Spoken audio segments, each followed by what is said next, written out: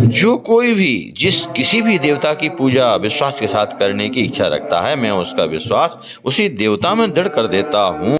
या सिर आयो पागल समझुत तोरी बनायो।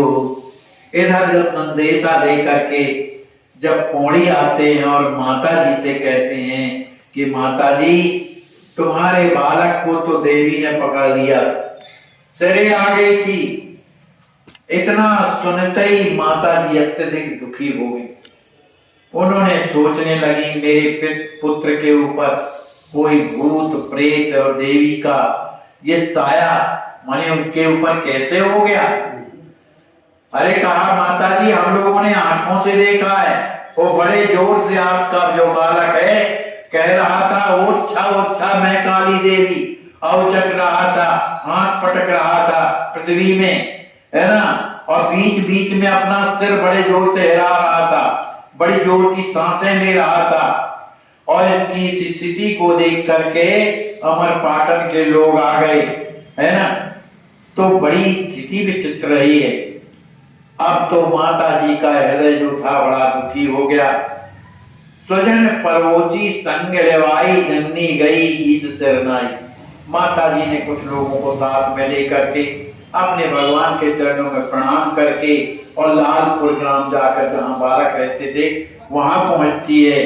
तो वहां जाकर के क्या देखा कि तिलकधारी आराम कर रहा है, विश्राम कर। लोग आए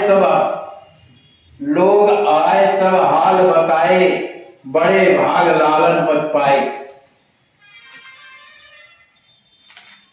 अब उधर जो लालपुर के गांव के थे उन्होंने देखा कि माता जी आई तो सब बेचारे आ गए। तो लोग आकर के बताए कि माता जी आपकी बड़ी भगवान की कृपा रही जो कम से कम तुम्हारा बालक बच गया। कल हम लोगों ने जब देखा था तो हमें तो ऐसा लग रहा था कि काली देवी उसको तो ले ही जाएगी, साथ साथ हम लोगों को भी ले जाएगी, हम लोगों के ऊपर भी नाराज थी। पता नहीं क्या बिगड़ गया माता जी। तो अपने घर में जो है उस काली देवी को मनाओ, कुछ उपाय करो। तो सुनते बचन सहमी तनिक पुण्य सिए कियो विचार। राम नाम साधक तने होए न दुर्व्यवहार। जब लोगों ने बताया कि तुम्हारे बालक के सिर पर काली आई थी, इस बात को सुनकर के कुछ ताम गई, संदेह में पड़ गई। लेकिन पुनः उनमें उन्होंने विचार किया कि मेरा बालक तो राम नाम भगवान का भक्त है, साधक है, इस तरह का दुर्व्यवहार कभी काली कर नहीं सकती। अरे देवता हो चाहे धनुष हो चाहे कोई भी हो, जो मेरे पुत्र को जिसने सताया है, राम भक्त बालक ये आई जो मेरे बालक के जो मैं हृदय में आया, चाहे कोई देवता रहा हो या धनुष रहा हो, कोई भी हो। सोवत बाल समीप सयानी सिर सहलाए कही मृदवानी। क्योंकि तिलकधारी सो रहे थे और लोग बता रहे थे तो माता घबराई हुई थी। अब सो रहे थे तो अब माँ है, हृदय माने सांत्वना नहीं हो रही थी, धीरज नहीं धारण हो रहा था, इसलिए माता जी ने अपने बालक के सिर पर हाथ रखा सोते समय और सहलाने लगी। बेटा कैसी तबीयत? हाथ धर करके बोलने लगी। कहती हैं दादू तुम्हारा स्वस्थ कैसा माने स्वास्थ्य है? तो जब इस तरह की वाणी सुनी तो तिलकधारी एकदम से उठ के बैठ गए, डरते गए क्योंकि सो रहे थे। देखत जननी गयो डराई, वो डर लग गई कि अरे माता जी यहाँ कैसे आ गई। बोले वचन मात करनाई, अपनी माँ के चरणों में प्रणाम करके और कहते हैं अरे माता जी आप व्यर्थ में इस तरह के विचार कर रही हो। अरे मैं देखो ना मैं सब तरह से अच्छा हूं, तुम्हें लग रहा है कि मुझे कोई देवी देवता आए थे? लग रहा है? मैं तो हर तरह से ठीक। माता जी कहती है तो फिर ये कल जो हुआ है ये क्या है? ये झूठ है। एक कहे तो बात अलग है, पूरा मोहल्ला आके कह रहा है कि कल तुम्हारे पुत्र की जान बच गई।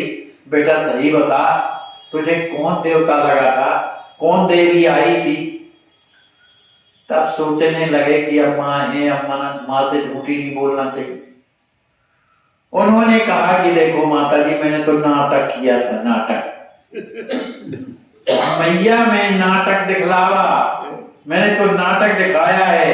व्यर्थ जाए को वहां बतावा। आप भूल करके ये किसी से बताना नहीं, मैं आपसे अवतार।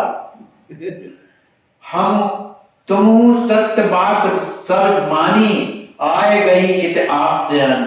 आप इस बात को सत्य जानिए जो मैं कह रहा हूं। मैंने कल नाटक ही किया है। तो ये लोग बेचारे अस्त व्यस्त होके अभी भी उनके मुंह जो है सूखे हुए हैं। इतना बड़ा नाटक तूने किया है। नहीं बेटा, हम इस बात को नहीं मानते, क्योंकि किसी के ऊपर अगर कोई भूत प्रेत सवार होता है तो उसको ख्याल नहीं रहती है, जब वो चला जाता है तो तुझे ख्याल आ नहीं, क्योंकि बोलने वाला तो और तक कोई। इस वाणी को सुन करके और उन्होंने फिर जोर दे करके कहा, अरे भाई मैं झूठी थोड़ी बोल रहा हूं। अच्छा ये बता मां, मैं कभी झूठ बोला हूं? बता। कहा बेटा बोला तो नहीं है दादू, लेकिन ये बात ये लोग भी तो सही कह रहे हैं, मैं किसकी बात मानूं? कहा तो मुझे ना कोई व्याधि है, ना कोई देवी आई, ना देवता आया। मैंने तो केवल सही में ऐसा ही नाटक किया था। तो काहे किया था? कहते हैं कि मैंने इसलिए नाटक किया कि लोग मुझे देख के डरने लगे। मुझे बालक तो है, मुझे देखकर डरने लगे। और माता जी, जिस समय मैं इस तरह का नाटक कर रहा था ना, तो पूरे मोहल्ला के लोग आ गए मेरे पास। कोई मेरा पांव पकड़ रहा है, कोई हाथ जोड़ रहा है, कोई कुछ कर रहा है। मेरी इतनी उन्होंने वंदना किया, मुझे तो बड़ा अच्छा लगा है। मैं चेतक कर निज मित्र छकावा, ये चेतक करके मैंने अपने जो मित्र हैं उनको भी छका दिया। निज प्रभाव का जो प्रकट जनावा, मैंने अपना प्रभाव दिखाया। सुनत समीप लोग बहुआए, जिस समय मैं अपना प्रभाव दिखा रहा था, वो उछा कर रहा था, तो तभी कोई आ गए। अब सब मेरे चरणों को पकड़ करके रोने लगे कि माता जी क्षमा करो, इस बालक से बड़ी गलती हो गई है, इसलिए अब ऐसा ना करेगा, हम क्षमा मांगते। माता जी मुझे तो बड़ी प्रसन्नता हो रही थी। दीदी की कहा करते, काली लीला व्यर्थ दिखावा, भूत प्रेत भ्रम भेद न पावा। मैंने जो काली की जो लीला दिखाई है, तो ये मतलब ये है कि जो लोग भूत प्रेत की बात करते रहते हैं, इसका भ्रम मैंने निकाल दिया, वो कुछ नहीं है। मां के कहा बालक समझाई, देख आज कितना दुख भाई पाई। माता जी ने कहा बेटा तेरे लिए चेटक है ना, लोग कितने दुखी हैं, और मैं भी कहां से पौड़ी से आई हूं, तो मुझे कितना कष्ट हुआ होगा तेरी इस स्थिति को सुन करके। तो इस तरह का नाटक तुझे अच्छा लगता है कि तेरी माँ हमेशा दुखी बनी रहे।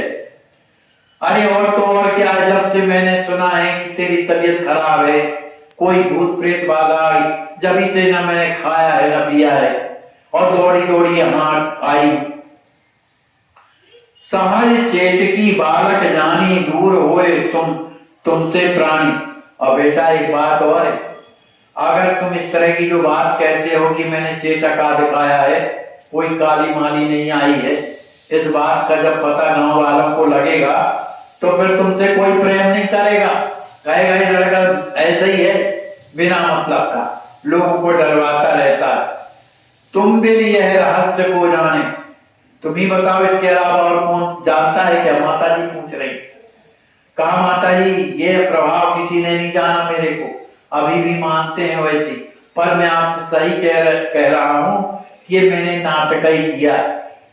मुझे ना कोई देवी आई और न देवता आया, न भूत आया, न प्रेत। ये बता, मैं राम जी का नाम दिन भर रखता हूँ, उनकी सेवा करता हूँ, किस देवी देवता में सामर्थ्य है कि मुझे पकड़ ले?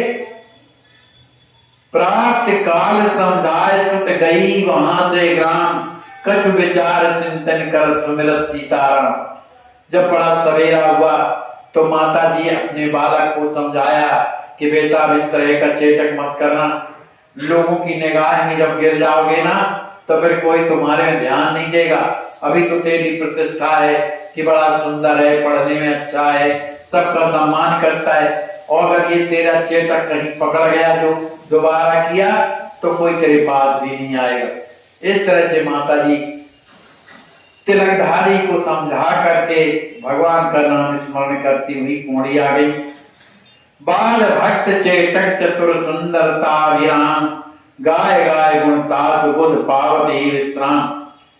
ये चेतक कला जो तिलकधारी कर रहे हैं, तो इस चेतक कला में क्या है ये तो तिलकधारी जाने क्यों इस तरह से उन्होंने किया है, लेकिन उन्हीं के इन गुणगानों को जो चेतक किया, उनके गुण गणों को जो अगर गायन करेगा, ये चेतक लीला को जो पढ़ेगा या सुनेगा, तो ऐसे लोग भी उन्हें को भी विश्राम प्राप्त होगा। अब एक दिन की बात है कि तिलकधारी ने सोचा कि पढ़ने में तो होशियार रहे थे, परीक्षा भी चल रही थी, इसी कारण से होली के समय वो अपने घर नहीं गए कि होली में घर जाऊंगा वहां पढ़ना पाऊंगा और इधर रहूंगा तो पढ़ूंगा और परीक्षा। तो उन्होंने जितनी भी परीक्षा दिया, ये 5वीं की परीक्षा थी उनकी, कक्षा 4 तक खजरी ताल पढ़े और अमर पाटन में 5वीं। पहले 5वीं परीक्षा बोर्ड मानी जाती थी, तो इसका वो सब जगह नहीं रहती थी, बड़े बड़े उसमें रहती थी। तो जब परीक्षा उन्होंने दिया तो उनकी परीक्षा में जितने भी विषय चलते थे उनमें फर्स्ट डिवीजन अंक थे, उनके बराबरी के अंक किसी बालक के नहीं थे। तो गुरुजनों ने जब उनके अंक सूची देखी तो तिलकधारी को आशीर्वाद दिया। कोई कोई अध्यापक उन्हें हृदय से लगाते, कोई उनके सिर में हाथ रख करके पुचकारते हैं, और जो भी छात्र थे वो भी उनका सम्मान करते। गिरा सदन पढ़ गए बहोरी, किए 5वीं कक्षा पूरी। इसके बाद उन्होंने परीक्षा देने के बाद अब नंबर 1 के उनके माने सबसे फर्स्ट डिवीजन आए थे, तो परीक्षा उन्होंने 5वीं पास की। और फिर इसके बाद आप अपने पौड़ी गांव आए, अब अंक सूची को भी लेकर चले आए और जाकर के माता के चरणों में प्रणाम करते हैं। कहते हैं दीदी मालूम है मैं 5वीं कक्षा में सर्वप्रथम आया, हर विषय में सर्वप्रथम आया हूं। इस परिणाम को सुन करके माता जी बड़ी प्रसन्न होती हैं। गांव वाले भी जब आते हैं और जब माता जी बताती हैं दादू फर्स्ट डिवीजन आवा है, तो इस बात को सुन करके पौड़ी के लोग धन्यवाद देते हैं, लड़के के ऊपर से हाथ फेरते हैं। फिर इसके बाद तिलकधारी अपने गुरुजनों के पास जाते हैं। गुरुजन मतलब माने खजरी ताल में जो शिक्षक पढ़ाते थे उनके चरणों में जाकर के प्रणाम करते हैं और उनके चरणों में जाकर प्रार्थना करते हैं कि आपकी कृपा से देखिए इस तरह के नंबर आए। वे सभी शिक्षक जो थे वो अंक सूची देख करके बड़े प्रसन्न होते हैं। अरे वाह तुम तो बहुत बुद्धिमान हो भाई, बहुत सुंदर नंबर आए हैं। इस तरह से उनको हृदय से लगा लेते हैं, आशीर्वाद देते हैं। फिर इसके बाद तिलकधारी पुरुषोत्तमाचार्य जी महाराज के चरणों में जाकर के प्रणाम करते हैं। पुरुषोत्तम दास जी महाराज ने पूछा कि बेटा 5वीं में क्या हुआ, तो उन्होंने अपनी अंक सूची दिखाई। तो अंक सूची के नंबर देख करके महाराज बड़े प्रसन्न हुए। फिर इसके बाद वहां से श्री हनुमान जी का दर्शन करते हैं और हनुमान जी का दर्शन करने के बाद उनका चरणामृत लेकर के और पान करते हैं।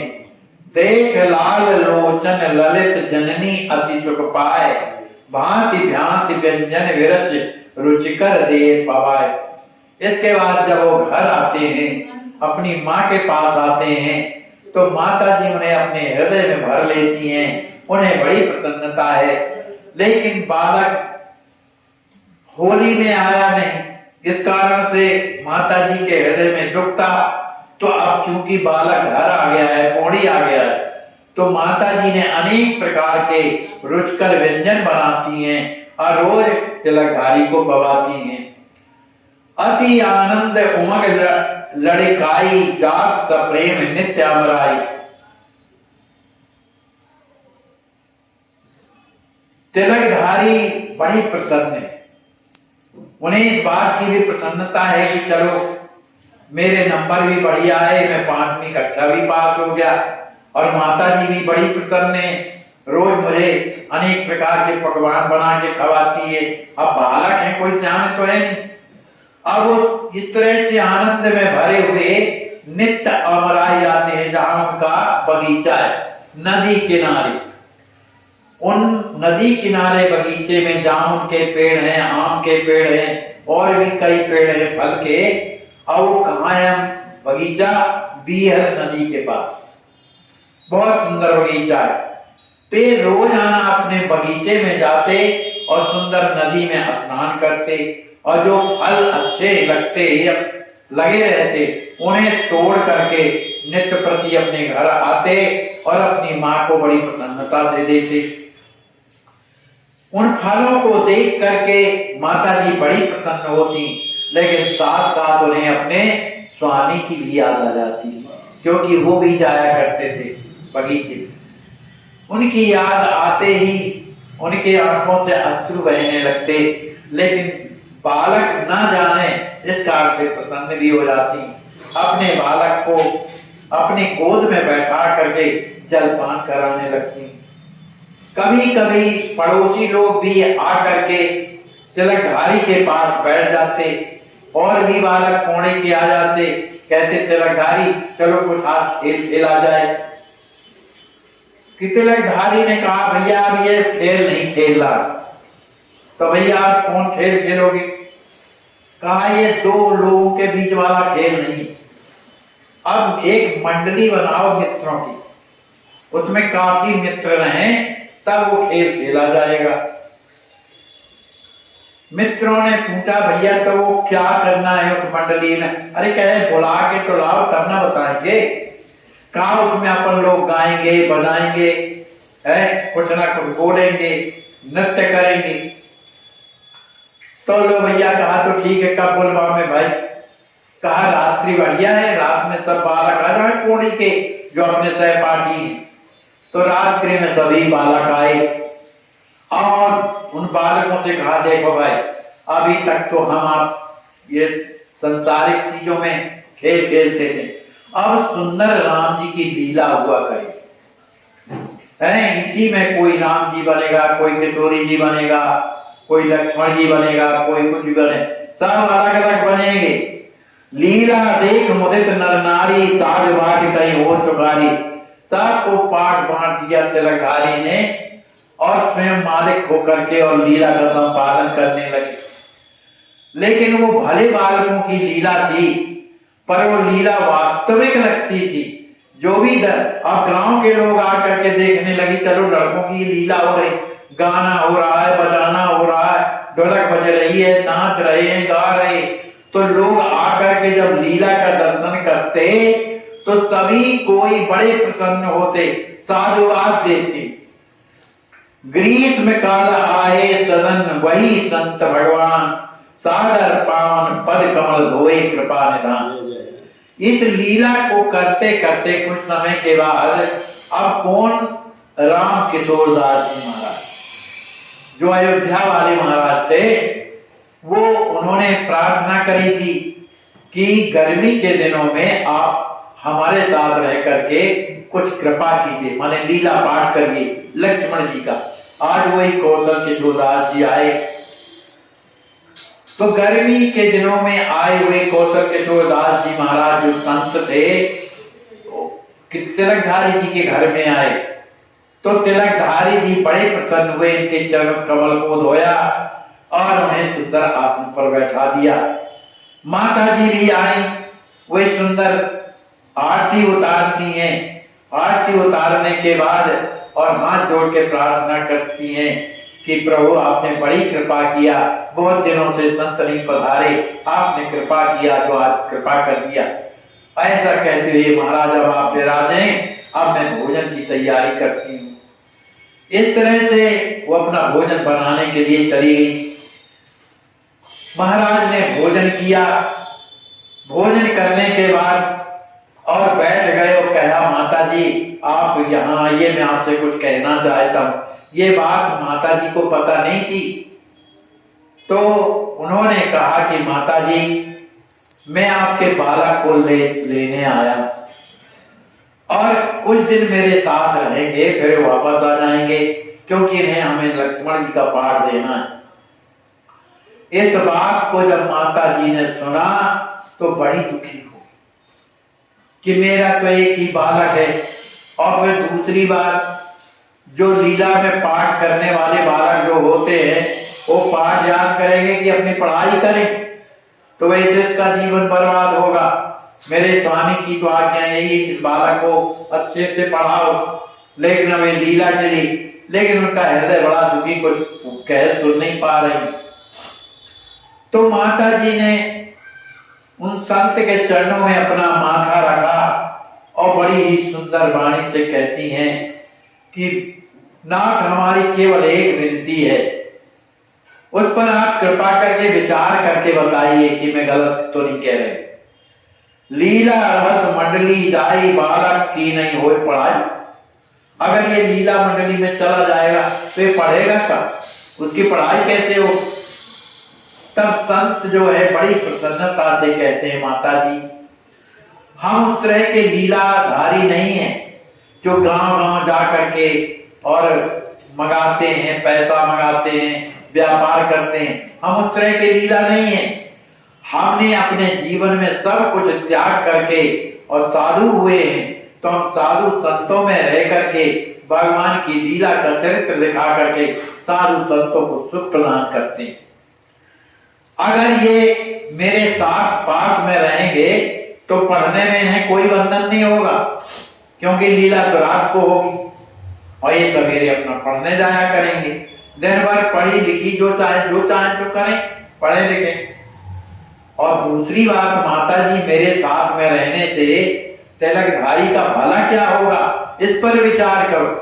अगर ये मेरे साथ में रहेंगे, पाठ बहुत सुंदर करते हैं, देखने में बड़े सुंदर हैं, है ना, बुद्धिमान भी हैं, तो मेरा जो परिचय है बड़े बड़े लोगों से, तो ये सब बड़े बड़े लोग आकर के जब लीला देखेंगे और तिलकधारी को देखेंगे तो उनसे भी उनका परिचय हो जाएगा। तो जब बड़े बड़े लोगों से परिचित हो जाएंगे तो क्या काम नहीं बन सकता है ना।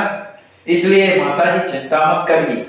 अन्य मंडली सब नहीं रहे जगत व्यवसाय, रसिक जन संग आत्म सुख पाओ रूपन। मैं और मंडली जैसे नहीं हूं कि मन व्यापार करता बांटता हूं। मैं तो केवल इनकी मोहिनी मूर्ति लक्ष्मण जी की, सीताराम जी और श्री राजकिशोरी जी की इन मूर्तियों का दर्शन लोगों को करा करके और संसार सागर से पार करने का ही कार्य मैं कर रहा हूं। इस तरह से महाराज ने निवेदन किया। आज आपके ट्रस्ट के द्वारा इन संत जी का ऑपरेशन कराया गया है। ऑपरेशन सफल रहा है, बोतल चढ़ रही है। हम भाग्यशाली हैं जिनका इस महान सेवा यज्ञ में सहयोग रूपी आहुति पड़ रही है। कर्म का धर्म से अधिक महत्व है, क्योंकि धर्म करके भगवान से मांगना पड़ता है। चालाकी करके कितने ही आगे बढ़ जाओ,